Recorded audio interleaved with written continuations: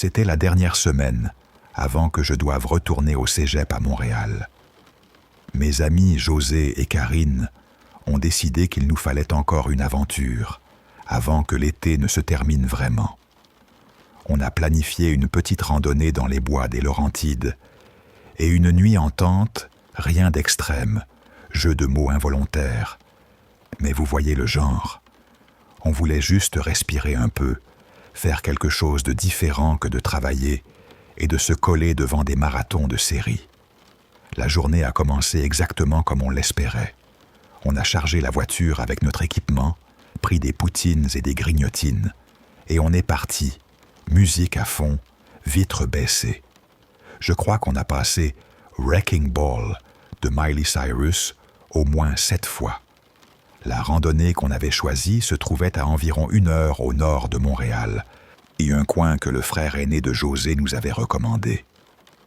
C'est assez isolé, il avait dit.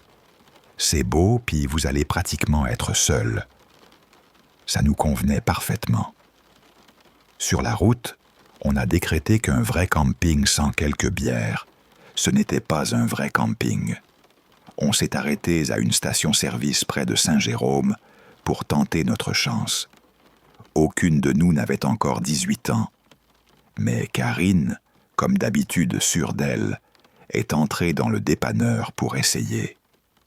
José et moi, on est restés dans la voiture, à rire, à niaiser.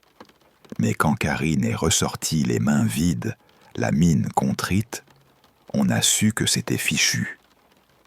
Le crétin n'a même pas voulu entendre raison, a grogné Karine en se rasseyant au volant.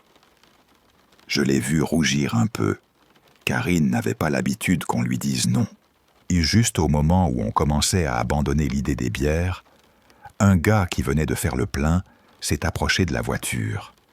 Il avait l'air ordinaire, taille moyenne, un peu broussailleux, dans la vingtaine, une chemise à carreaux violette propre, pas débraillée. Le plus marquant, c'était son sourire.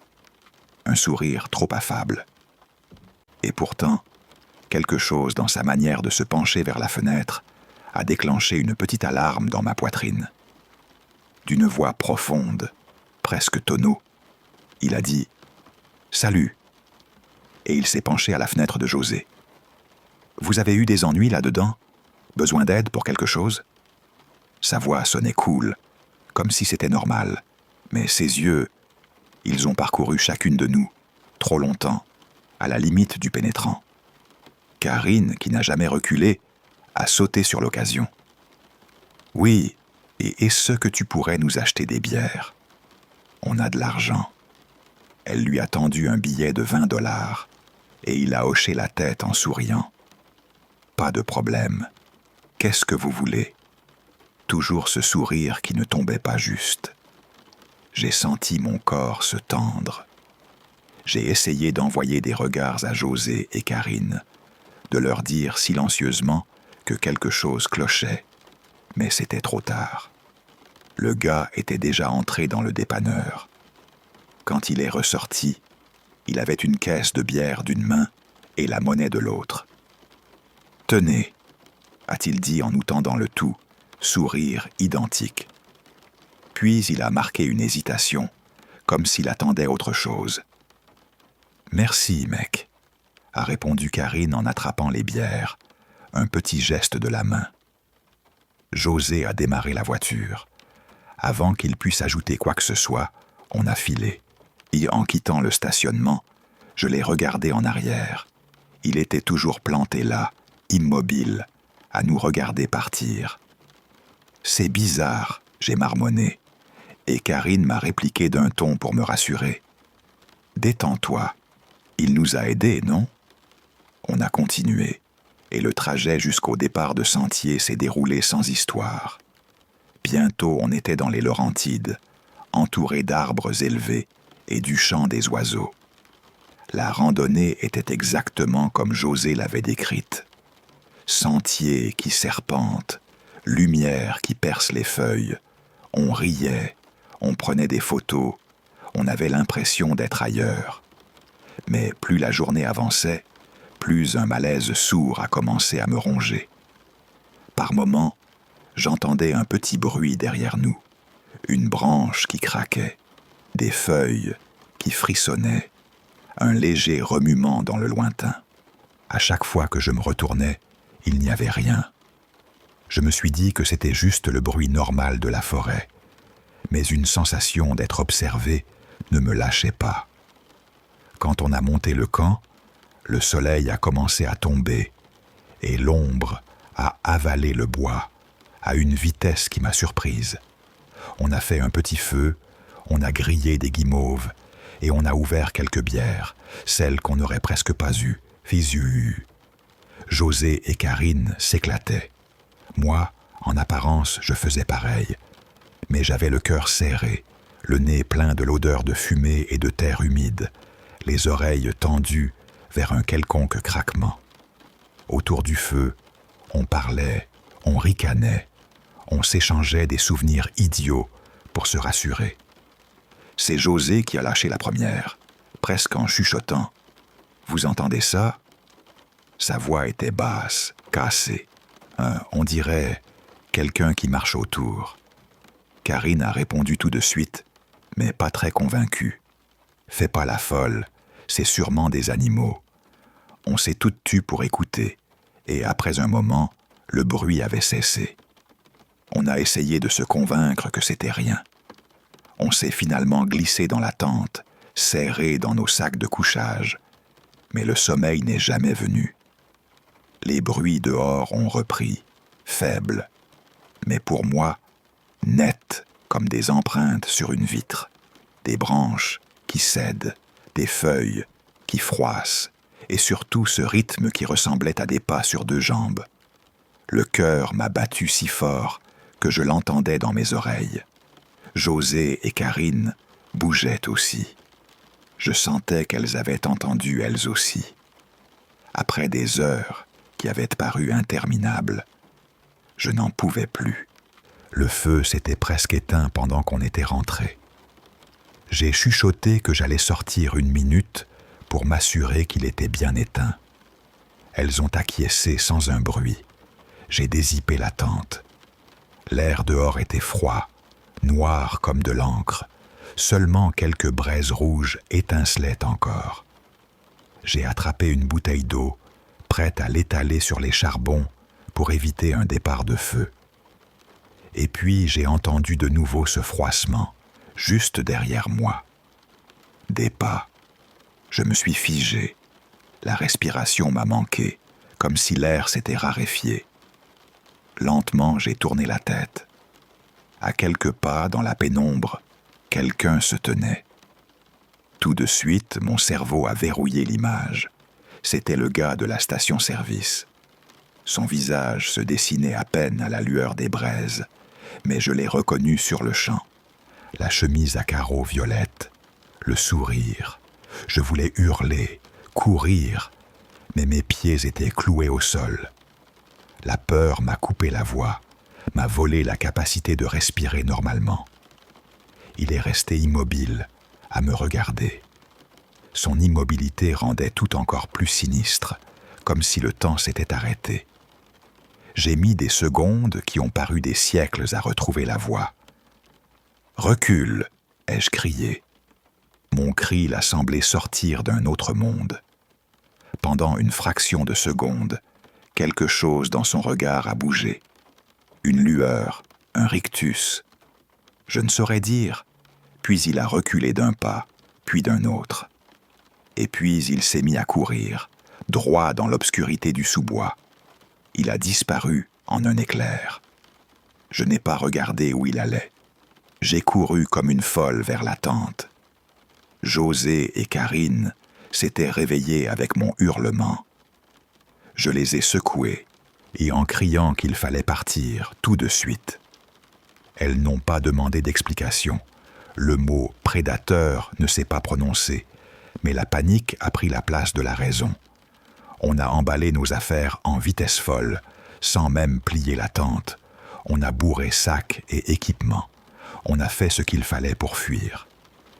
La descente du sentier a été un enfer. Il faisait noir. Nos lampes balayaient mal le bois devant nous, juste assez pour éclairer les troncs. À chaque bruit, on bondissait, on accélérait. Les feuilles crissaient sous nos pas. Nos respirations se chevauchaient, rapides et bruyantes. On a filé jusqu'à la voiture. Il n'était pas encore l'aube quand on est arrivé. Et pourtant, on avait l'impression d'avoir traversé une nuit entière. Sur la route du retour vers Montréal, on a à peine parlé. Le silence pesait, habité par l'odeur des bières tiédies et de la fumée. Avec du recul, on aurait dû appeler la Sûreté du Québec tout de suite. On était morte de trouille, mais la fuite est devenue notre unique réflexe. Quand on a finalement viré dans l'entrée de José à Laval, on est resté assise à fixer le tableau de bord. C'est là que je me suis décidé et que j'ai appelé la Sûreté du Québec pour raconter l'histoire. J'ai expliqué le gars de la station-service près de Saint-Jérôme. J'ai donné l'heure approximative où on l'avait vu. J'ai raconté tout ce qui s'était passé à partir du moment où il nous avait aidés. Karine m'a supplié de raccrocher. Elle craignait qu'on se fasse attraper pour l'alcool. Mais si cet homme était un harceleur, je voulais que la police le sache. Elles avaient la voix qui tremblait, toutes les deux. Ah, c'est passé des années maintenant. On n'a jamais su ce que ce type cherchait vraiment, ni même si c'était bien lui qui nous avait suivis. Après cette nuit, on a rangé nos aventures d'été dans une boîte et on l'a fermée. Parfois, je revois son visage, figé dans le noir, et je me demande ce qui serait arrivé si je n'avais pas été sorti vérifier le feu. Ce n'est pas le genre de pensée qui rassure. J'espère encore que ce n'était qu'un voyeur inquiétant, pas quelque chose de pire. Mais la forêt a gardé ses secrets, et moi, j'ai gardé mon souffle. Moi et mon ex, que j'appellerai Roch parce que c'est plus simple, on essayait de voyager le plus possible.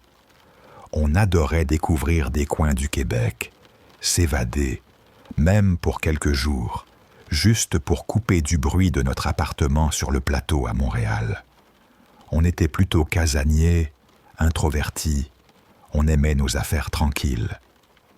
Quand on randonnait ou qu'on campait, on choisissait des endroits isolés dans les Laurentides ou dans Charlevoix, pas les terrains bondés du parc national du Mont-Tremblant ou du parc national de Forillon, où tu te marches presque sur les pieds.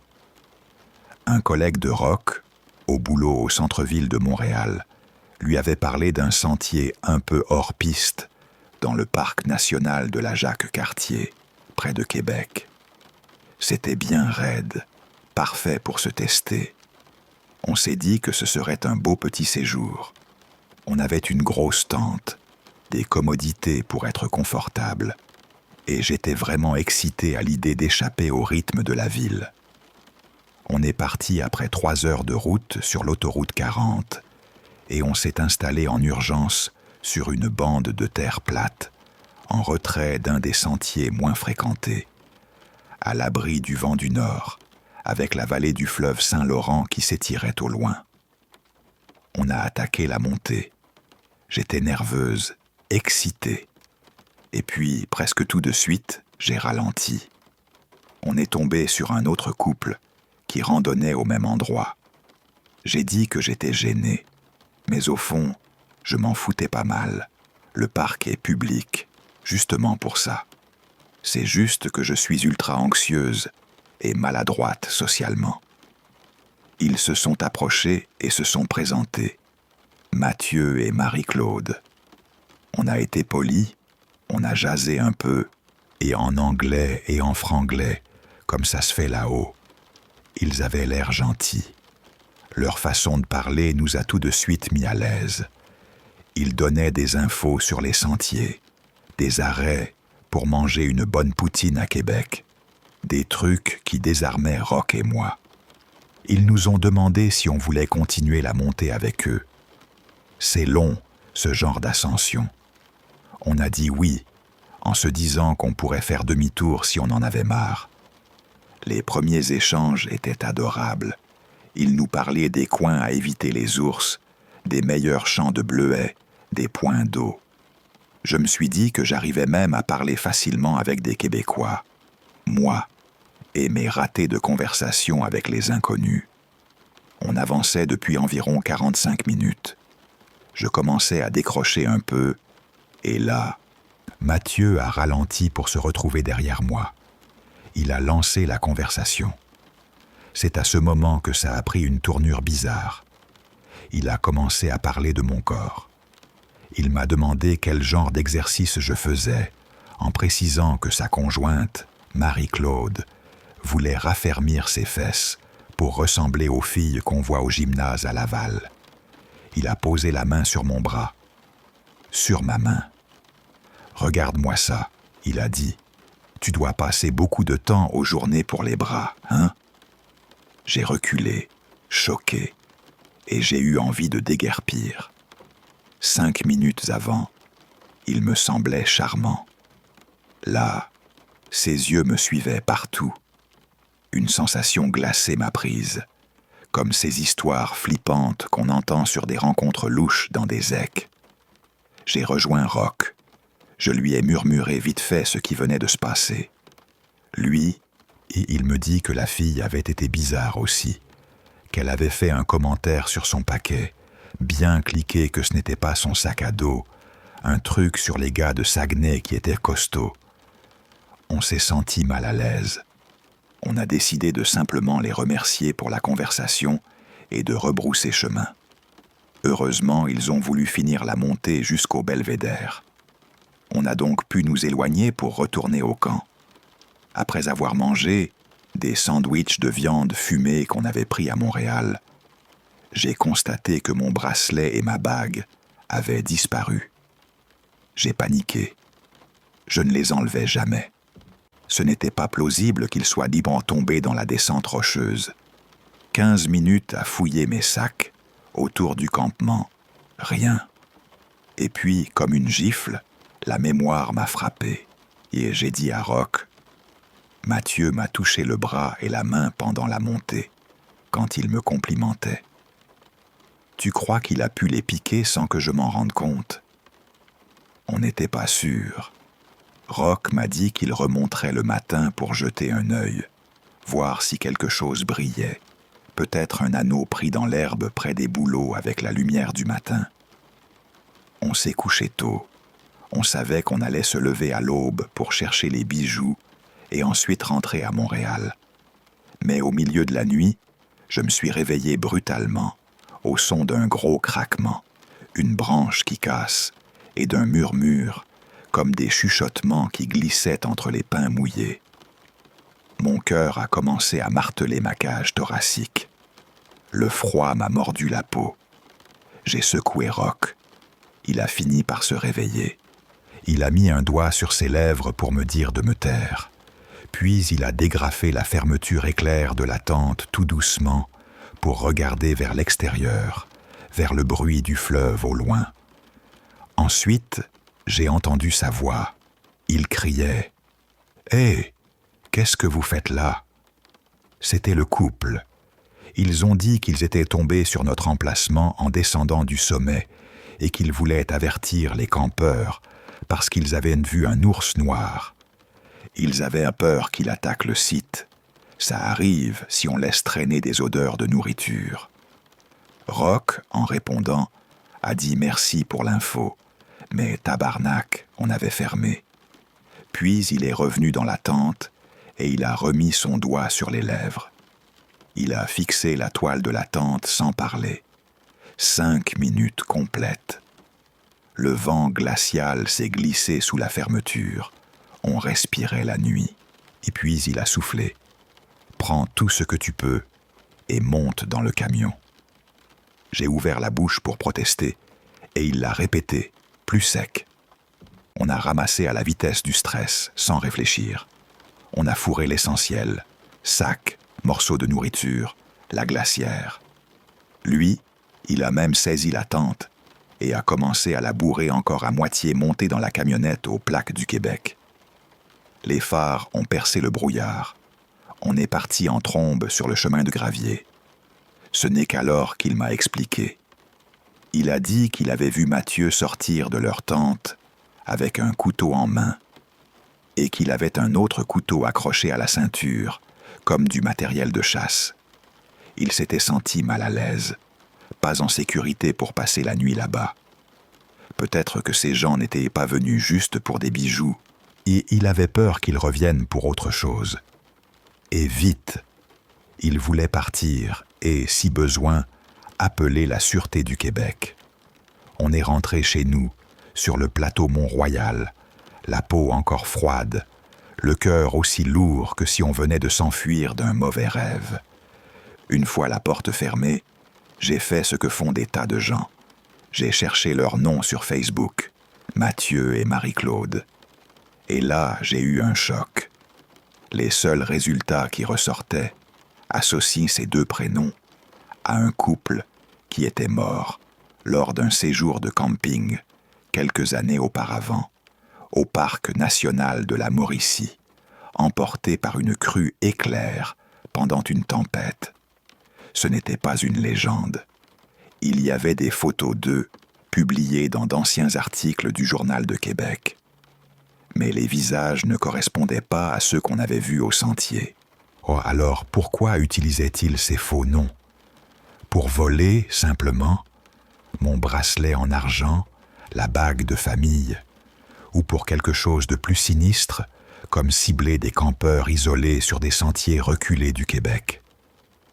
Je suis contente, terriblement contente, qu'on soit parti sur le champ.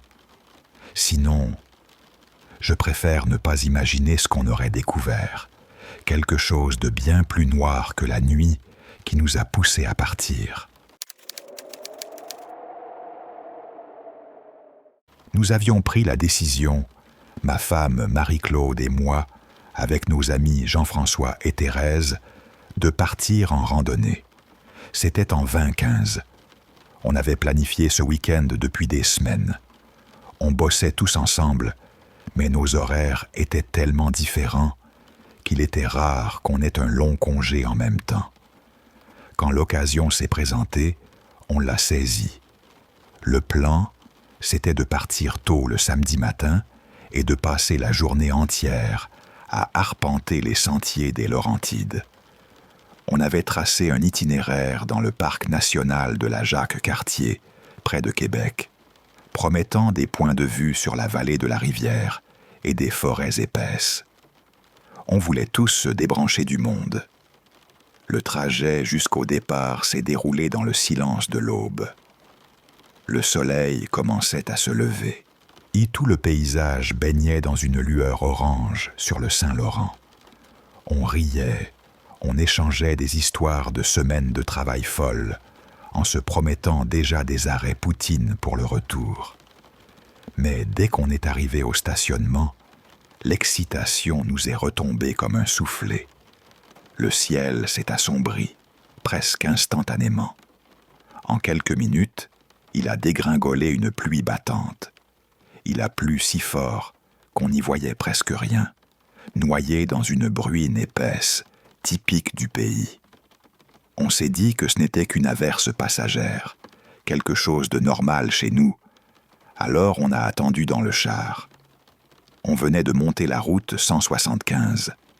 On n'allait pas faire demi-tour. La pluie tambourinait sur le toit de notre véhicule. Les vitres se sont embuées de notre souffle. Ce n'était pas le début qu'on avait imaginé, mais on a voulu en tirer le meilleur. Après environ 20 minutes, la pluie s'est calmée.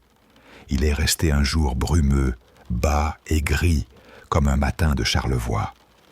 On a hésité à continuer, mais le sentier nous appelait, avec ses promesses de belvédère sur la Jacques-Cartier.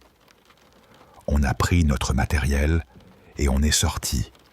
On n'est pas allé bien loin avant que la pluie recommence. Cette fois, elle est tombée encore plus fort. C'était comme si quelqu'un avait ouvert un robinet géant dans le ciel du Saguenay.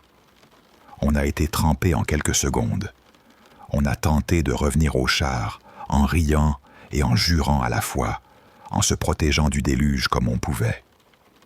Et puis, en arrivant au véhicule, on a vu quelque chose qui nous a tous arrêtés. À côté du véhicule, une jeune femme se tenait là, trempée jusqu'aux os.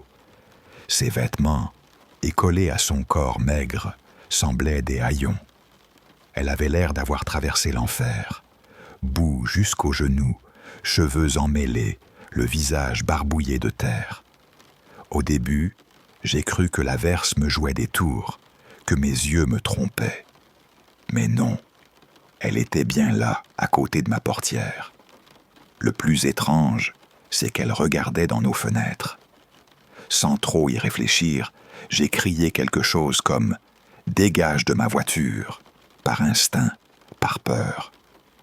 Un pic d'adrénaline m'a traversé, quelque chose clochait. Dans ces bois reculés du Québec, j'ai senti un froid qui n'avait rien à voir avec la météo. Elle n'a pas bougé. Elle est restée plantée là, à nous fixer avec des yeux creux. Ce regard, on aurait dit celui d'un chevreuil au milieu des Laurentides, immobile comme une statue. Avant que je puisse lâcher un autre juron, oh, Marie-Claude m'a retenu. Elle m'a chuchoté, inquiète. « Attends, calme-toi. » Elle a ajouté qu'elle avait l'air blessée. Jean-François et Thérèse sont restés muets, perdus. Je ne voulais pas laisser cet inconnu entrer dans le char, mais je ne pouvais pas non plus ignorer qu'elle semblait vraiment en détresse, perdue sur les sentiers, peut-être en fuite. Contre mon meilleur jugement, on a tous embarqué. Elle s'est assise derrière le siège passager avant. Marie-Claude s'est installée au milieu, à l'arrière, pour la rassurer. Le véhicule est devenu tout de suite trop petit. Les vitres se sont embuées encore une fois, avec cette chaleur humaine soudaine. L'ambiance est passée d'une sortie joyeuse en parc national à la gestion d'une inconnue mystérieuse, au beau milieu de nulle part. La femme n'a presque rien dit, et elle a juste tremblé et regardé droit devant elle. Marie-Claude a supposé qu'elle était en état de choc. Le maquillage avait coulé sur ses joues. Impossible de dire si c'était à force d'eau ou de larmes. On a essayé de lui parler, de savoir d'où elle venait, ce qui lui était arrivé. Rien, pas un mot en français, pas un mot en anglais. J'ai recommencé à la regarder dans le rétroviseur, essayant de lire quelque chose sur son visage. Rien, vide, les lumières allumées, mais personne à l'intérieur. Jean-François a suggéré qu'on l'emmène au dépanneur le plus proche, à Saint-Gabriel de Valcartier, et qu'on appelle les secours. Pas de réseau dans le parc. C'était notre meilleure option. J'ai démarré. On a roulé sur une piste de débardage boueuse. Les essuie-glaces peinaient. Maintenant que j'y pense, quelque chose n'était pas normal. Ce n'était pas juste la tension. C'était cette façon qu'elle avait d'être apparue de nulle part, son silence absolu, et le fait qu'elle ne semblait pas ressentir le froid ou la pluie. Quelque chose clignotait quelque part dans ma tête. La femme avait un problème. Était-elle dangereuse? Était-elle seulement traumatisée? Peut-être qu'elle fuyait un chalet cambriolé. Peut-être pire. Mes amis essayaient d'être calmes, mais je sentais leur malaise. Surtout Thérèse. On était à approximativement 2 minutes du dépanneur quand, sans avertissement, la femme a hurlé. Pas un petit cri, un cri aigu, primitif, guttural. Un son qui m'a figé.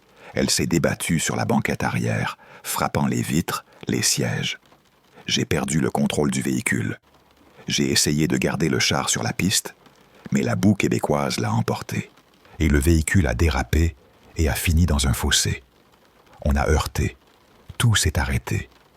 La pluie martelait encore, mais il y a eu ce silence, ce souffle coupé. Puis la femme s'est mise à rire. un rire sec, vide, un rire qui nous a ramenés à la réalité, mais au pire moment. Je m'étais infligé une légère égratignure au front en cognant le volant. Les autres semblaient physiquement entiers.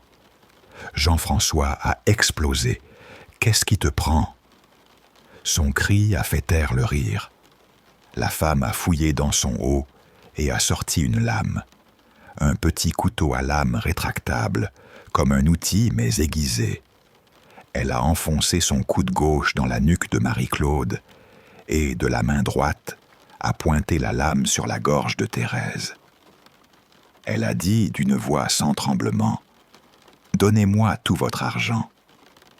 Ce qui était le plus dérangeant, c'est qu'il n'y avait aucune peur dans sa voix, seulement une sorte de satisfaction malsaine.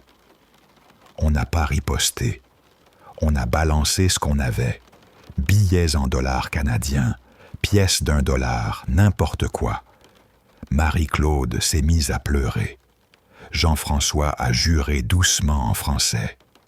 Moi, j'ai essayé de garder la tête froide pour tout le monde. Elle a ramassé l'argent, a ouvert la portière et s'est mise à courir dans la pluie sans jamais se retourner. On est resté là, le silence pesant, la portière arrière grande ouverte. Au bout de quelques secondes, j'ai remis le contact. Marie-Claude a refermé la portière et on a poursuivi jusqu'au dépanneur. On a rapporté l'incident à la Sûreté du Québec. Les agents sont venus, ont pris nos déclarations. Mais il était évident qu'ils ne pensaient pas retrouver la femme. Elle s'était fondue dans l'immensité des Laurentides. Jusqu'à aujourd'hui, je n'ai aucune idée de qui elle était, ni d'où elle venait. J'ai pensé, sur le coup, qu'elle pouvait être une toxicomane, peut-être une errante d'un parc à roulottes à proximité. J'ai cherché des nouvelles. J'ai consulté le site de la Sûreté du Québec et les bulletins locaux de Québec pendant un moment. Rien qui corresponde vraiment. Tout ce que je sais, c'est qu'on a eu de la chance d'en sortir. C'était l'une des pires expériences de ma vie. Même si j'en suis sorti physiquement indemne, je n'ai jamais pu chasser l'image. Parfois, la nuit, je me revois ressentir la pluie, sentir l'odeur de la terre mouillée et entendre son rire qui s'effondre en silence. Et l'idée me retourne l'estomac. Quelque part, dans les vastes bois du Québec, et cette femme sauvage est peut-être encore en train d'effrayer quelqu'un d'autre. Nous, les projets de cégep, c'est censé être simple, non? On choisit un sujet, on fouille un peu, on assemble le tout, et parfois, on apprend quelque chose en passant. Jean-François et moi, on s'était inscrits à un cours, parce qu'on cherchait quelque chose de différent, un break du train-train. Le devoir était simple, réaliser un court documentaire. Mais comme on n'était pas du genre à se contenter du minimum, on a choisi de viser plus gros. Quelque chose qui sortait du lot, quelque chose qui nous branchait. C'est comme ça qu'on s'est retrouvés au milieu d'une forêt, soi-disant maudite dans les Laurentides, pas très loin de Montréal. Notre but ? Démystifier les légendes locales qui faisaient fuir les gens depuis des générations. La forêt était belle, vraiment belle. Des arbres hauts, du feuillage dense, et ce silence particulier, et presque thérapeutique. Un silence qui pesait, comme si la forêt retenait son souffle. Les histoires qui entouraient cet endroit dataient d'avant nous. J'avais entendu dire que des peuples des Premières Nations, les Algonquins entre autres, vivaient là, et que la forêt était un terrain sacré. Le récit classique qui revient presque partout pour justifier la peur. Après ça, les rumeurs avaient dévié. Fantômes, démons, rituels obscurs. Moi, personnellement, je croyais que c'était du folklore, des mythes qui avaient été amplifiés au fil des années, qui s'étaient transformés en récits effrayants, transmis au coin d'un feu. la plupart des gens évitaient l'endroit. Ceux qui n'y allaient pas revenaient en parlant d'une énergie négative et de toutes sortes de balivernes. Si ça ne s'entend pas encore, je ne crois pas au paranormal, ni aux énergies, et Jean-François non plus. Pour nous, ces bois n'étaient pas maudits, juste une forêt de plus. Un sujet parfait pour un documentaire, démonter les couches de superstition et montrer que finalement, ce n'était qu'un bout de terre avec des arbres. On avait passé les premières heures à filmer, lumière filtrant à travers les branches, feuillage, quelques grottes qu'on a trouvées par hasard. Objectivement, l'endroit avait quelque chose de splendide. Une grotte en particulier nous a accrochés. Elle n'était pas profonde, mais la façon dont la lumière rebondissait sur la roche lui donnait une ambiance idéale pour l'atmosphère qu'on voulait créer. En installant la caméra à l'intérieur, quelque chose avait changé. Le soleil a commencé à se glisser derrière les nuages. Les sons de la nature ont semblé se taire. À ce moment-là, Jean-François s'est figé en plein plan. Il a chuchoté, la voix tremblante. « Tu as entendu ça ?» Moi, je n'avais rien entendu au début, mais la peur lisible sur son visage m'a rendu nerveux. On est resté là, dans la pénombre de la grotte, à tendre l'oreille. Puis je l'ai entendu aussi, un bruit venant de l'extérieur. On avait entendu le vent toute la journée, mais ce n'était pas le vent. C'était clairement le pas de quelqu'un ou de quelque chose qui se rapprochait de la grotte. Ces pas se refermaient lentement, puis s'éloignaient, comme s'ils prenaient la fuite dès qu'ils arrivaient à portée. On s'est échangé des regards, tendus. Toute la journée, on avait ri des histoires, on en avait fait des blagues. Là, j'ai dû admettre que j'avais eu un pincement de peur. À mon cerveau a passé en revue toutes sortes d'explications rationnelles. Un randonneur, un animal. Mais plus on restait immobile, moins ces explications tenaient la route. En gardant une voix stable autant que possible, je lui ai dit qu'on devait plier bagage, qu'on avait assez d'images. Il n'a pas protesté. On a rangé la caméra et le matériel en vitesse. On a voulu faire comme si de rien n'était, mais on s'est déplacé comme des gens qui courent après le temps. En sortant de la grotte, la forêt m'a paru plus sombre que d'habitude. Le soleil jouait à cache-cache avec les nuages. La sensation de mauvais augure nous collait à la peau. À chaque pas vers la voiture, la nausée montait. On n'avait pas fait 2 pas quand le bruit est revenu, plus fort et beaucoup plus proche.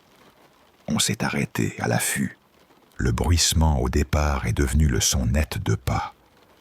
Je me suis retourné et je les ai vus. 2 silhouettes sombres, filant entre les arbres, leurs contours noyés dans l'ombre. On a pris la fuite. J'ai jeté des regards en arrière. Impossible de deviner ce qui nous poursuivait. Je refusais de me dire que c'était une entité, mais sur le coup, entre l'adrénaline et le cœur qui tambourait dans la poitrine, j'étais incapable d'en être sûr. Jean-François et moi, on courait maladroitement, évitant troncs et racines, et ces gens semblaient glisser entre les arbres. Plus on accélérait, plus les pas derrière nous se faisaient de présent, comme si on sentait leur souffle sur nos talons. J'ai osé un dernier regard par-dessus mon épaule, et j'ai pu les voir mieux. Ils nous rattrapaient très vite. Ils avaient une forme humaine, mais quelque chose n'allait pas, dans leur manière de se mouvoir, dans leur inertie. Impossible de distinguer des traits précis. Ils portaient tous du noir, des vêtements d'encre qui avalèrent la lumière. Ils se déplaçaient avec une aisance presque surnaturelle. Jean-François a vu que je ralentissais, parce que je regardais derrière moi, et il m'a crié d'avancer. On a fait notre ultime effort vers la voiture. On s'y est jeté, claquant les portières derrière nous. Jean-François a fouillé ses poches pour trouver les clés, la main qui tremblait.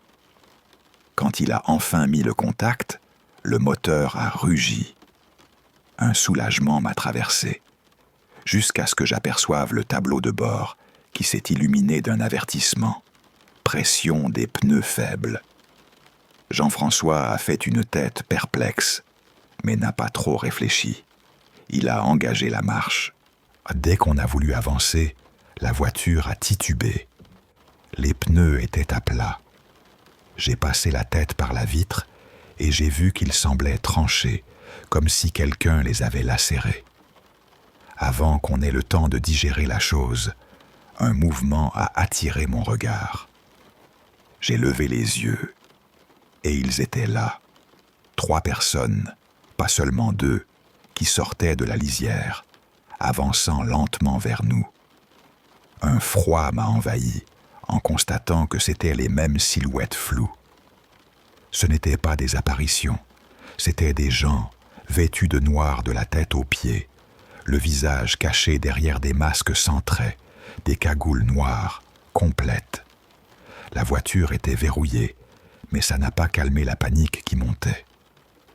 Jean-François a cherché à appeler secours, la voix étranglée, mais le signal était faible. L'appel n'aboutissait pas. Il a fini par réussir à joindre quelqu'un. Il criait de l'aide, dictait notre emplacement, et puis la communication a coupé. Je pouvais voir les silhouettes maintenant avec plus de netteté. L'un d'eux paraissait plus mince, des mains plus petites ornées d'un vernis à ongles qui brillait. Un détail anodin en temps normal, qui rendait la scène encore plus dérangeante. J'aurais presque souhaité que ce fût une créature, plutôt qu'un humain. L'un des assaillants a commencé à frapper la vitre, les 2 autres à donner des coups de pied contre les portières et à cogner le capot. Les poings martelaient l'acier à chaque impact. Mon cœur battait à tout rompre, tandis que j'essayais de réfléchir, de me sortir une stratégie, mais la peur nous clouait sur place. La personne la plus petite, celle au vernis, a frappé la vitre plus fort. Si la glace a fini par se craqueler sous la violence, il riait, un rire aigu, sans joie, et cette sonorité m'écrasait plus encore. La vitre allait céder. Je le sentais. On n'avait rien pour se défendre. Et puis, au milieu du chaos, des lumières sont apparues, des gyrophares et des sirènes, enfin. Les silhouettes se sont figées, leur rire s'est éteint. Elles se sont retournées pour regarder. Un véhicule approchait, un agent de parc de la CEPAC. Sans un mot, ces gens se sont évanouis dans les arbres, fuyant aussi vite qu'ils étaient venus. L'agent s'est arrêté à côté de nous, l'air à la fois inquiet et interloqué. Il est sorti de son véhicule et nous a demandé si nous allions bien. On a hoché la tête, trop secoué pour répondre. Il nous a conduits vers son véhicule, sa radio grésillant pendant qu'il appelait des renforts. Ah, on a laissé la voiture là-bas. Le simple fait de s'éloigner de la lisière de cette forêt nous a apporté un soulagement indicible. De retour au poste, des agents de la Sûreté du Québec sont venus prendre nos déclarations. On leur a raconté tout, mot pour mot. Pendant qu'on était encore là, les policiers ont rattrapé l'un de ces types. C'était un grand gars, barbu avec une barbiche, et il avait le tatouage d'une fleur de lys de chaque côté des tempes. Les tiges descendaient le long de sa joue et se perdaient dans son cou. Le pire, c'est quand les enquêteurs lui ont demandé pourquoi il faisait ça. Il a souri. Il a répondu « Parce que je pouvais et je le voulais ». La voix sans remords, presque joyeuse. Ça a glacé tout le monde. On n'a jamais su qui étaient les 2 autres. S'ils faisaient partie d'un gang ou s'ils n'étaient que des psychopathes solitaires, personne n'a su. Honnêtement, je ne suis pas sûr de vouloir le savoir. Penser qu'ils sont encore là, tapis dans ces bois, à attendre leur prochaine proie, suffit à me tenir éveillé la nuit. Au final, Jean-François et moi, on a prouvé que la forêt n'était pas hantée. mais ça n'a pas empêché que des monstres puissent l'habiter. Je vous le dis comme si on était dans un bar sombre, à voix basse, parce que c'est comme ça que je l'ai encore au fond de la gorge, cette histoire. Quand j'étais petite, ma mère m'emmenait au guide. C'est une de ces images qui restent, qui collent. Je n'ai jamais retenu les biscuits, mais je me rappelle d'elle, qui épinglait les écussons sur mon uniforme. Est-ce parce que j'ai perdu ma mère et que c'était une des rares choses qu'on partageait? Ou parce que, gamine, j'avais soif d'apprendre et que tout me semblait important? Je ne sais pas. Toujours est-il que les guides ont tenu une place énorme dans ma vie. Je suis devenu bénévole, je continue encore, même sans avoir d'enfant à qui transmettre ça. Ce que je vais vous raconter, je ne l'ai jamais écrit avant. Alors pardonnez-moi si je bafouille. Et c'était pendant un de nos séjours sous la tente, un de ces camps annuels qu'on organisait pour la troupe de la région de Montréal. Nourriture, ateliers, rando, 1000 affaires pour occuper les filles. Moi, je m'occupais de la bouffe et des bricolages. J'achetais avec mes propres dollars canadiens des collations aux dépanneurs de la ville. Je préparais des activités plus manuelles pour les gamines qui n'avaient pas envie de se perdre dans les bois. Quand j'étais plus jeune, je me sentais souvent à côté de la plaque sur ces randonnées. J'aurais préféré des pinceaux et du papier plutôt que des bâtons et des sentiers. On campait dans le massif du parc national du Mont-Tremblant, dans les Laurentides, à quelques heures au nord de Montréal. C'est un coin populaire, des pins à perte de vue, l'odeur de la terre et de la résine. Comme d'habitude, et on avait commencé la journée par une marche. On lançait toujours une rando le matin. Les filles étaient excitées, elles pouvaient découvrir les lieux. Et puis, on espérait les fatiguer pour la nuit.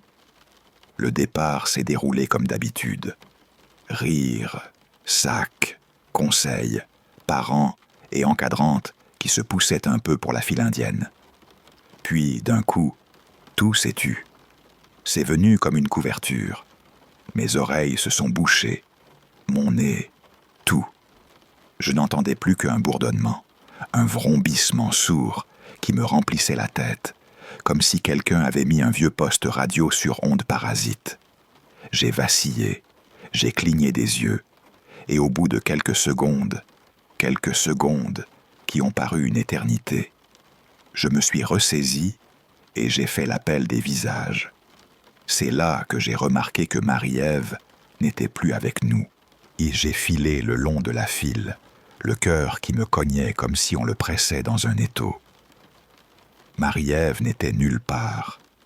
J'ai appelé son nom, doucement d'abord, puis plus fort, pour ne pas semer la panique, mais pour qu'on m'entende. J'ai débouché sur Marie-Claude, l'une des mères. Elle a lu la peur sur mon visage, et elle s'est retournée tout de suite avec moi, à la recherche de la petite. Elle a commencé à crier aussi. On a fait l'inventaire, calmement, mais nos voix tremblaient.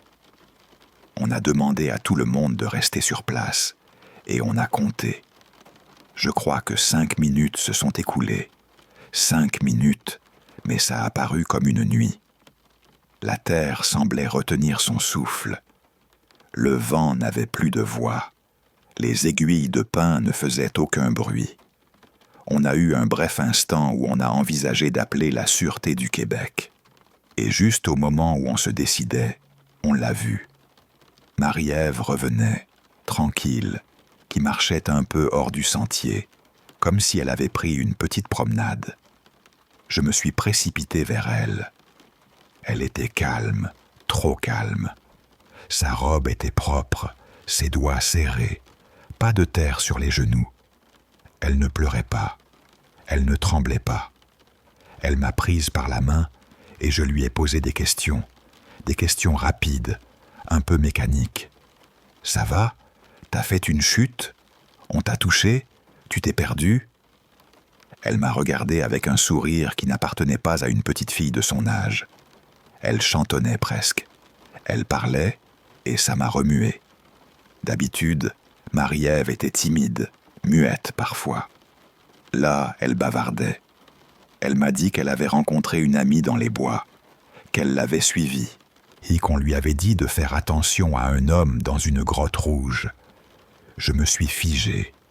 La phrase m'a traversé comme une lame. « Une grotte rouge ?» ai-je demandé. Elle a haussé les épaules, yeux brillants, et a répété que son ami avait prévenu. « Faut pas aller voir l'homme dans la grotte rouge. » Puis elle s'est remise à fredonner, légère, comme si c'était la chose la plus normale au monde. Je l'ai regardée de plus près. Son souffle était régulier. Ses mains étaient chaudes. Mais j'ai senti la chair de mes bras se hérisser, comme si j'avais croisé un courant d'air glacé. J'ai posé 1000 autres questions. Elle n'a pas su dire si quelqu'un l'avait touchée. Elle n'a pas su décrire cet ami, silhouette, voix, odeur. Toujours ce même refrain, rester loin de l'homme dans la grotte rouge.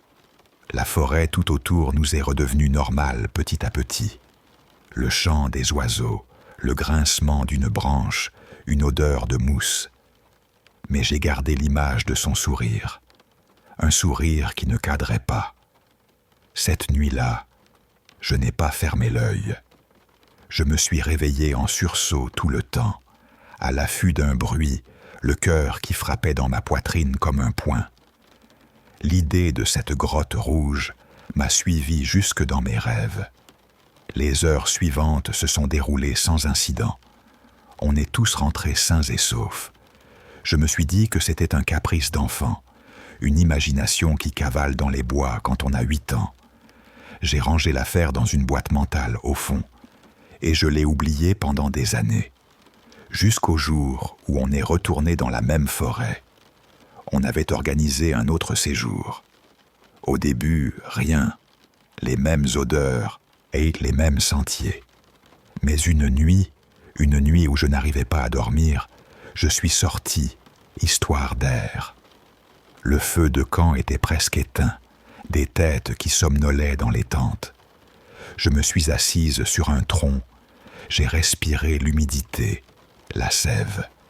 C'est là que j'ai vu une petite qui se redressait dans sa tente, les couvertures chiffonnées, les cils boursouflés. Je lui ai demandé si tout allait bien, si elle avait besoin d'aller aux toilettes, si elle voulait de l'eau. Elle a dit non. Elle a dit qu'elle avait des cauchemars. Elle a murmuré que son ami venait la réveiller, que son ami lui disait sans cesse d'aller voir l'homme dans la grotte rouge. Et là, mon estomac s'est vidé.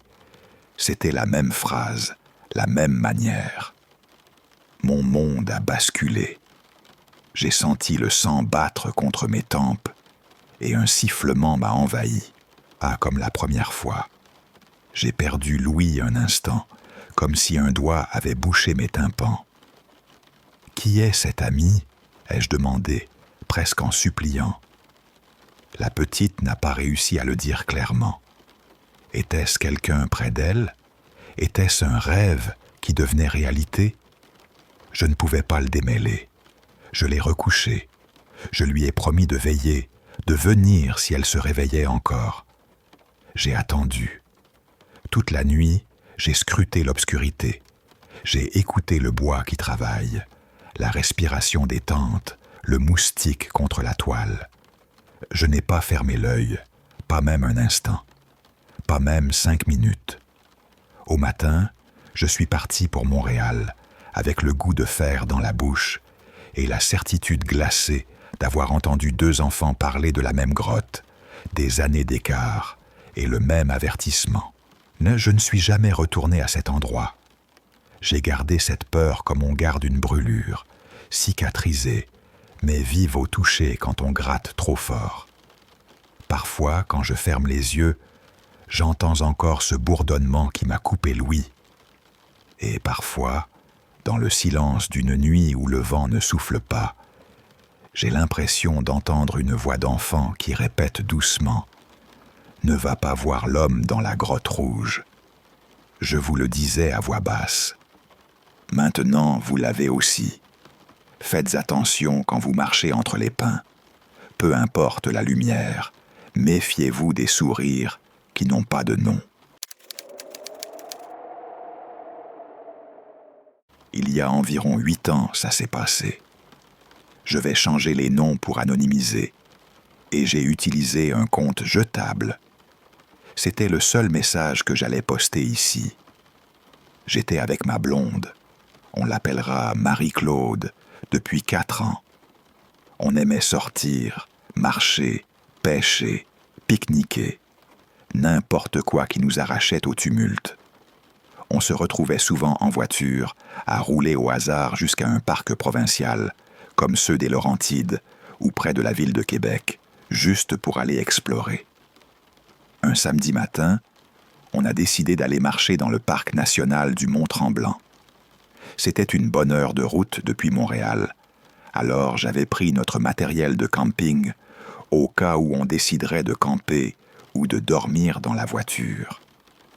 Selon la météo, et on pourrait aussi se résigner à rentrer si la pluie menaçait. Aucun de nous ne voulait dormir sous l'eau, même enfermé dans l'habitacle. La randonnée avait commencé paisible, presque trop douce. L'eau qui courait, le chant des oiseaux, le bourdonnement des insectes, le frottement des feuilles. C'était ça qui nous attirait dehors. L'air conifère, l'odeur de sève et de terre mouillée, le monde qui s'éloignait. On discutait comme on aimait le faire en marchant, de nos projets, d'un mariage, du quartier où on s'imaginait finir nos vies, peut-être un coin douillet dans le plateau Mont-Royal, ou une maison en banlieue, peut-être une retraite quelque part plus au nord pour fuir les hivers cruels.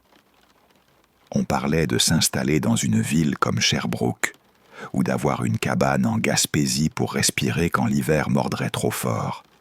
On s'imaginait sans enfants, la liberté financière pour ses folies. J'avais l'impression qu'on avait les meilleures conversations au milieu des érables et des bosses de granit. Là, tout semblait possible. Puis, au fur et à mesure qu'on s'enfonçait dans la réserve faunique des Laurentides, quelque chose m'a grippé. J'ai éprouvé une paranoïa sourde. Les sons, qui jusque-là venaient me bercer, ont changé de tonalité. Les oiseaux avaient une cadence qui n'était plus la même. L'eau, qui coulait plus haut, s'était muée en chuchotements. Des chuchotements à l'accent québécois. J'ai senti comme si quelqu'un me suivait, et en même temps qu'on m'appelait par en dessous des feuilles. C'était une petite pression au creux du cou, un frisson qui papillonnait comme si la forêt avait posé son doigt sur ma nuque. Oh, je me suis secoué et j'ai repris la conversation, comme si rien. Tout de suite après, j'ai senti la fatigue me tomber dessus. Je me suis arrêté et j'ai dit qu'on ferait une pause. J'ai pensé que j'étais déshydraté, que c'était tout. Après la pause, j'ai remarqué que Marie-Claude avait changé. Sa manière de marcher, le ton de sa voix, son regard. Elle était plus silencieuse que d'habitude, renfrognée. Je me suis dit qu'elle était juste fatiguée. J'ai tenté de la réanimer par des images, un road trip le long du fleuve Saint-Laurent, des arrêts dans des villages ensoleillés. J'ai essayé de la faire rire. Puis la moue s'est transformée. Les répliques devenaient tranchantes, assassines, cette ironie québécoise qui pique. Au début, je me suis dit qu'elle plaisantait. Mais la plaisanterie est devenue venin. Chaque remarque que je faisais recevait une réplique sarcastique, froide. Je lui ai demandé si elle voulait qu'on fasse demi-tour, si on s'asseyait un moment, si on continuait en silence, n'importe quoi pour remettre les choses à l'endroit. Elle ne répondait presque plus. Silence total. J'ai fouillé ma mémoire. Avais-je dit quelque chose? Avais-je manqué de tact?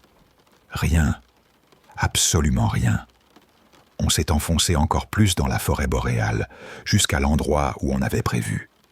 Et là, Sans prévenir, Marie-Claude a craqué. Elle est devenue hystérique. Elle a hurlé et pleuré en même temps. Sa voix a déchiré l'air, un son aigu qui s'est accroché au tronc. Quand je me suis approché pour comprendre, pour prendre sa main, elle s'est débattue. Elle a levé les bras, comme si elle voulait chasser une chose invisible. Un de ses coups m'a frappé la tempe et m'a arraché mes lunettes. J'ai perdu ma vision. Sans mes verres, j'étais presque aveugle. Une panique mécanique m'a pris. Retrouver mes lunettes ou rester aveugle au milieu des arbres. Je veux insister. Ce comportement était complètement hors de son caractère. Marie-Claude n'était pas du genre à exploser. Elle était plutôt du genre calme, à prendre un café en terrasse, à acheter des petits lebeignes pour la route. J'ai rampé. J'ai fouillé le tapis de feuilles, comme un idiot. Je me voyais comme Velma de Scooby-Doo, pendant qu'elle criait et se précipitait déjà en sens inverse, le long du sentier vers la rivière. J'ai retrouvé mes lunettes à moitié couvertes de mousse. Je les ai remises et je me suis lancé à sa suite. Je l'ai rattrapée. Elle était là, immobile, mais semblait ailleurs. Oh, ses yeux n'étaient pas vitreux. Non, mais quelque chose manquait. Elle était présente et absente en même temps. C'était le pire mélange, comme si son esprit avait quitté sa carcasse pour aller flâner dans autre chose. J'ai eu un flash, une image trop grosse pour être sensée, une légende qu'on racontait parfois pour faire peur autour d'un feu, le Wendigo, un appétit d'outre-monde dans l'ombre des bois. C'était ridicule, mais la pensée m'a traversé. Elle s'est calmée d'elle-même. Les cris se sont tassés. J'ai réussi à la faire asseoir sur une bûche couverte de mousse. Je lui ai mis de l'eau, une gorgée après l'autre, à la gourde. Elle a bu sans dire mot. Peu à peu, elle a retrouvé assez de contenance pour se lever. On a marché lentement vers le chemin du retour, et en repassant devant des bornes et des pancartes en français qui semblaient maintenant trop banales. Plus on s'éloignait de l'endroit de sa crise, plus elle redevenait elle-même. Les phrases revenaient, les traits se détendaient. Elle m'a regardé, confuse, et m'a demandé si elle s'était mal comportée. Elle m'a dit qu'elle ne se souvenait de rien. Elle s'est mise à rougir et à s'excuser, jurant par Saint Jean-Baptiste qu'elle allait me rembourser ce malaise, qu'elle me le ferait oublier. On a repris la route, à peu près à 1 kilomètre du stationnement, au retour vers le point de départ où on avait laissé la voiture. Elle était revenue entièrement à la normale. Je restais, moi, avec la sensation d'avoir traversé un miroir.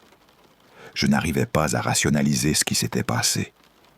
Dans nos 4 ans ensemble, je ne l'avais jamais vu comme ça. On avait traversé le meilleur comme le pire, les fringantes soirées du Festival d'été de Québec, l'épreuve du verglas de 1998. Elle croyait au surnaturel. Elle m'a soufflé, à voix basse, que quelque chose l'avait possédée. Un poltergeist sorti des vieux mythes québécois. Un loup-garou qui aurait trouvé le chemin de son corps. J'ai laissé glisser ces idées. Je voulais une explication qui tienne debout. De retour chez nous, j'ai creusé. J'ai lu des témoignages, fouillé des forums, contacté un naturaliste. J'ai appris que les sentiers autour de Mont-Tremblant abritaient des pièges invisibles. Des plantes qui peuvent rendre fou. La ciguë géante qui brûle la peau. Le panais sauvage qui fait éclater la chair. Des espèces qui provoquent des réactions cutanées violentes, et de la fièvre, même des accès de délire. Des champignons aussi, certains qui provoquent l'exaltation, la chaleur, des visions et la perte de soi. J'ai pensé que peut-être nous avions frotté l'une de ces bestioles, effleuré une feuille sur le sentier étroit. Peut-être que j'avais attrapé la même odeur d'anxiété bien avant que tout ne parte en vrille. Ces souffles qui chuchotaient comme des vieux colons. Ces vents qui parlaient en québécois. Sans certitude, j'ai choisi la solution la plus simple. J'ai dit qu'on n'y retournerait plus. Nous avons évité ce recoin de la réserve depuis. On s'est rabattu sur des parcs plus sûrs, comme le parc national de la Mauricie, des endroits plus fréquentés, où la forêt ne semble pas vouloir te répondre quand tu lui parles. Parfois, la nuit, j'ai rêvé qu'elle redevenait folle, et que ses yeux partaient une seconde, et que la forêt reprenait son souffle pour murmurer son nom. Le goût de fer revenait dans ma bouche au réveil. Le souvenir m'a collé à la peau. Est-ce que quelqu'un d'autre a vécu ça dans l'arrière-pays québécois? Une bascule d'humeur qui bascule en violence, des voix dans le vent, des plantes qui transforment les gens. Si vous avez vécu quelque chose de similaire, racontez-moi. Je veux savoir si c'est juste nous, si c'est la forêt, ou si parfois les légendes ont encore faim. Il y a quelques années, j'ai passé cet été-là comme maître nageur, dans un petit complexe perdu au cœur des montagnes des Laurentides, au Québec. L'endroit n'était pas un grand pôle touristique, mais il y avait toujours du monde qui venait chercher le calme, fuir le vacarme de Montréal, marcher un peu sur des sentiers, respirer l'air froid des montagnes. Le complexe était étalé, un hôtel principal, des chalets disséminés sur la propriété, et une piscine où, la plupart du temps, on venait plus pour paresser que pour nager. Un après-midi paresseux, le genre où le soleil reste haut et où la chose la plus excitante, c'est de siroter une molsonne glacée en dérivant entre somnolence et veille, j'étais de surveillance. Je veillais, comme d'habitude, à ce que personne n'ait d'idées stupides. Le public était le même, des couples mariés et des jeunes adultes qui faisaient un party, en fait un enterrement de vie de jeune fille. Et puis je l'ai vu, un gars qui traînait près de la clôture séparant la piscine du reste du site. Il était vêtu comme pour nager, et il restait planté là, à regarder ce groupe de femmes. Elles bronzaient, elles étaient au bord de la pataugeoire, riant, levant les verres. Au début, je n'y ai pas prêté attention. Les gens se renseignent, ça arrive qu'on vienne demander les heures d'ouverture ou un pass pour la piscine. Mais lui, il ne posait aucune question. Il regardait. Il a commencé à s'adresser au groupe. Elles ont évité son regard. Elles se sont recroquevillées sur elles-mêmes, gênées. Je n'entendais pas ce qu'ils disaient, mais je lisais la panique dans leurs yeux, le remuement gêné des pieds sur le carrelage. Et ce n'était pas de la simple curiosité. Après quelques minutes, je suis intervenu. J'ai marché jusqu'au bord du bassin en essayant de rester décontracté, et j'ai appelé d'une voix calme. « Vous avez un passe-piscine » Le type s'est tourné vers moi. Son visage est resté vide un instant. J'ai pensé qu'il allait rouspéter. Il a haussé les épaules, a marmonné quelque chose, et est parti. Les filles ont affiché des sourires de soulagement. L'une d'elles, une brune avec un sourire qui m'avait frappé, m'a fait signe et m'a remercié d'une voix vraie. Merci, il nous mettait mal à l'aise. J'ai fait le mec sûr de lui. Pas de problème, je fais juste mon travail. Je m'en suis voulu un peu, ça sonnait ridicule, comme si j'étais un super-héros de pacotille. Elles ne m'ont pas trouvé ridicule. Elles se sont présentées, Amélie, et puis elle a désigné les autres. Rachel, Claire, Danielle, Brigitte. Elle fêtait l'enterrement de Brigitte. On a jasé un peu. Elle logeait dans un des chalets pour le week-end, et elle préparait une petite soirée. Elles m'ont invité. J'étais célibataire, je n'avais rien de mieux à faire, alors j'ai accepté. Le soir venu, je suis allé au chalet. Le soleil se couchait derrière les crêtes des Laurentides. L'air s'est refroidi d'un coup, piquant la peau. Le chalet était cosy, un petit perron, une vue sur les bois sombres. À l'intérieur, elles avaient disposé des verres, des croquettes de poutine, des bières artisanales locales. La musique murmurait. Nous étions 6. L'ambiance était douce, facile. Elles avaient invité quelques gars rencontrés plus tôt près de l'auberge. Mais je suis le seul qui m'est présenté. On a ri et on a parlé. Après quelques verres, certaines sont devenues plus hardies. Brigitte, la future mariée, a proposé une randonnée nocturne. Je n'étais pas très chaud. Je ne voulais pas jouer le rabat-joie, alors je suis parti avec elle. Je ne suis pas parti parce que j'étais téméraire.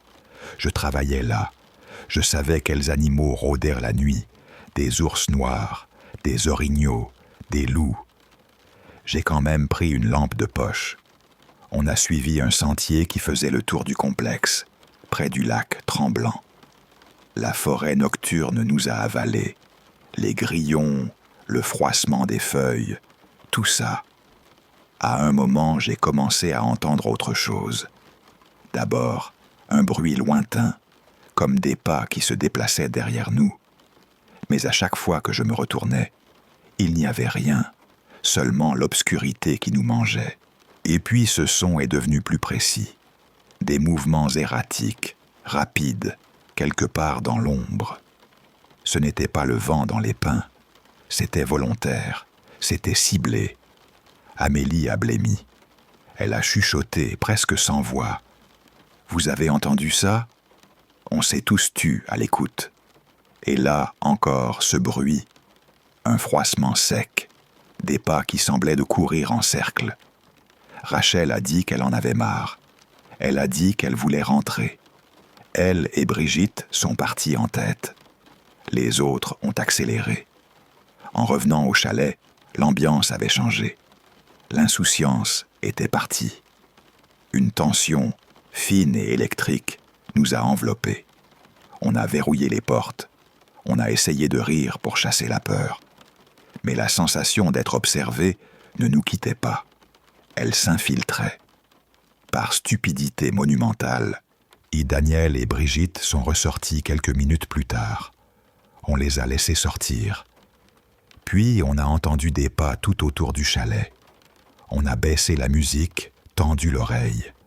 Ces pas lourds, méthodiques. Le bois craquait sous chaque appui. Ce n'était pas elle. Rachel, qui avait été la plus secouée depuis le début, a demandé d'une voix tremblante. « Vous avez bien verrouillé la porte arrière ?» Je me suis levé d'un bond. J'ai foncé à l'arrière, lampe en main, le cœur qui cognait dans la gorge, comme un mauvais tambour. J'ai vérifié la serrure. Elle était fermée. La petite vitre dans la porte laissait voir un coin de la cour, mais l'obscurité mangeait tout. Il était tout à fait possible que quelqu'un se tienne juste hors de mon champ de vision. Avant que je réalise quoi que ce soit, un fracas énorme a retenti à l'avant du chalet. 2 silhouettes ont déboulé dans le salon en hurlant. Daniel et Brigitte. Elles étaient hystériques, en sueur, la respiration hachée. « Il nous a poursuivis !» ont-elles crié. Je me suis avancé vers l'entrée pour les calmer, pour comprendre. Je me suis planté dans l'encadrement de la porte et j'ai regardé dehors. C'est là que je l'ai vu. Un type fonçait droit sur moi, capuche rabattue, silhouette hachée par la lumière. Il m'a sauté dessus. Il m'a plaqué au sol en un coup sec. L'air a été arraché de mes poumons. Mon monde s'est réduit au goût métallique de la peur, à l'odeur de sueur et de terre humide, au cri martelé de mon propre cœur dans mes oreilles. Il était plus fort que je ne l'avais imaginé. Ses mains ont cherché quelque chose à sa ceinture. Je n'ai pas su ce que c'était, mais sentir ses doigts creuser à l'arrière de son pantalon m'a glacé. Je me suis débattu. J'ai donné des coups, j'ai griffé. Je pensais que c'était fini pour moi. Et puis, un fracas sourd. Puis le poids a bougé. Quelque chose, quelqu'un m'a libéré. J'ai levé la tête. Amélie se tenait au-dessus de nous, un fer de golf à la main, le visage pâle comme la craie, et pourtant fixé, dur, décidé. Elle a frappé, fort, sur le côté de la tête. Le type a décroché d'un coup et s'est effondré, inconscient. Le silence est retombé brutal, seulement ponctué de nos respirations haletantes, du crépitement lointain des pins, du petit tic-tac de nos cœurs qui se remettent à battre. On a appelé la Sûreté du Québec. Contre toute attente, ils sont arrivés vite, malgré l'isolement du site, malgré les sentiers qui grondaient encore sous nos pas. Et le type, c'était le nouveau préposé à l'entretien. Il venait d'être embauché quelques jours avant. Il avait profité de sa position pour repérer les lieux, pour connaître les allées et venues. Dieu sait quelles intentions il avait vraiment pour cette nuit. On a porté plainte. Il a été arrêté sur le champ. Si Amélie n'avait pas agi comme elle l'a fait, je ne serais peut-être pas là à raconter ça. Ça me retourne encore l'estomac d'y penser. Que certains puissent se lever le matin et choisir simplement de faire le mal. Cet homme paraissait n'avoir pour seul but que de nous faire du mal. J'ai toujours l'image de sa capuche, de ses mains fébriles, du fer de golf serré entre les doigts d'Amélie. J'ai gardé l'odeur de la terre mouillée, le craquement des pas autour du chalet, le goût du fer au fond de la bouche. Et la certitude, maintenant, est que la forêt peut abriter des choses bien pires qu'un animal sauvage.